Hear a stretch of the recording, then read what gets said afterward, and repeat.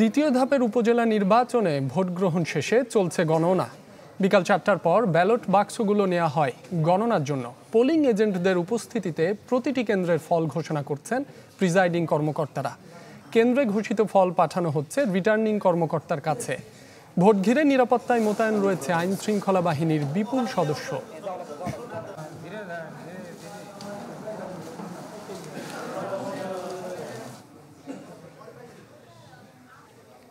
দর্শক, ভোট গণনার খবর জানাতে রংপুর থেকে যোগ দিচ্ছেন ফখরুল শাহিন।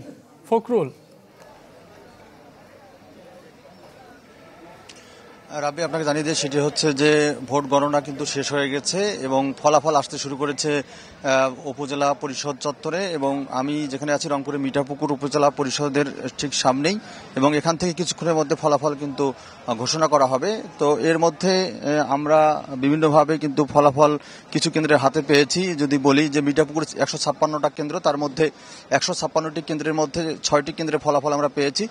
চৌহর উচ্চ বিদ্যালয়, সেখানে হেলিকপ্টার 428 ভোট পেয়েছে, মোটরসাইকেল পেয়েছে 359। বলদিপাতান সরকারি প্রাথমিক বিদ্যালয়ে সেখানে 995 হেলিকপ্টার এবং 228 ভোট পেয়েছে মোটরসাইকেল। তিলকপাড়া 475 এবং মোটরসাইকেল পেয়েছে 241। মাঝগ্রামে সেখানে 537 হেলিকপ্টার এবং 191 মোটরসাইকেল পেয়েছে। তো এতে বোঝা যাচ্ছে যে আসলে এখানে হেলিকপ্টার এগিয়ে আছে এবং তার সাথে সাথে প্রতিদ্বন্দ্বিতা করছে মোটরসাইকেল প্রতীকের যিনি প্রার্থী আছেন। তো ফলাফল আমরা একটু পরেই কিন্তু আনুষ্ঠানিকভাবে শুনতে পারবো। তো এই ছিল এখানকার সর্বশেষ। জি ফখরুল, আপনাকে ধন্যবাদ। দর্শক, এবার কুমিল্লা থেকে যোগ দিচ্ছেন জাহিদুর রহমান। জাহিদ। রাব্বি, সকাল 8টা থেকে বিকাল 4টা পর্যন্ত কুমিল্লায় শান্তিপূর্ণভাবে ভোট গ্রহণ অনুষ্ঠিত হয়েছে এবং বলা যায় যে বেশ কয়েকটি কেন্দ্রে আপনার বিচ্ছিন্ন ঘটনা ছিল এবং নির্বাহী ম্যাজিস্ট্রেট যারা দায়িত্ব পালন করেছেন তারা কিন্তু বিভিন্ন কেন্দ্রে গিয়ে আপনার তাদেরকে জরিমানা এবং বিভিন্ন মেয়াদে কারাদণ্ড প্রদান করেছেন। এখন অপেক্ষা হচ্ছে ফলাফলের।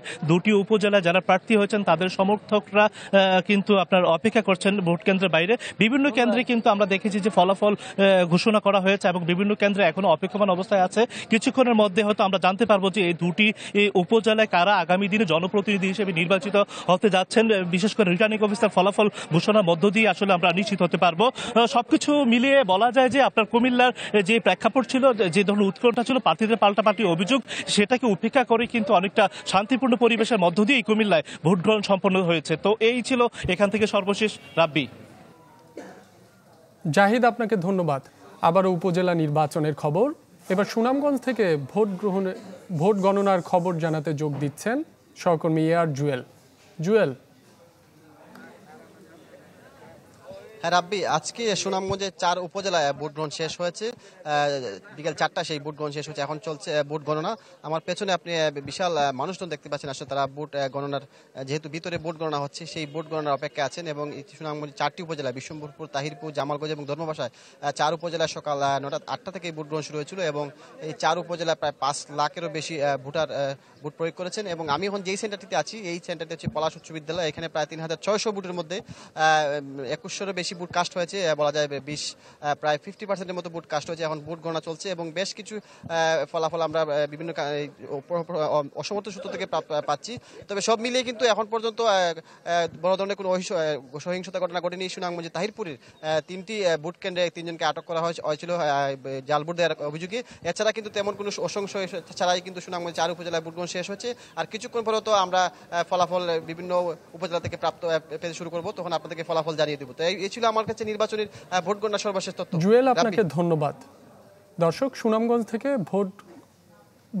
ভোট গণনার খবর জানাচ্ছিলেন সহকর্মী এআর জুয়েল।